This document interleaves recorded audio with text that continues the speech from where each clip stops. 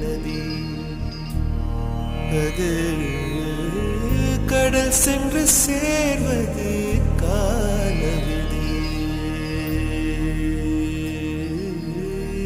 இவனுக்கு இவள் என்று எழுதிய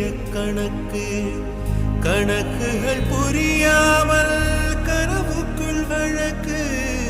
இவனுக்கு இவள் என்று எழுதிய கணக்குகள் புரியாமல் கனவுக்குள் வழக்கு உறவின் மாறாட்டம் உரிமை போராட்டம் இரண்டும் தீர்வதப்போ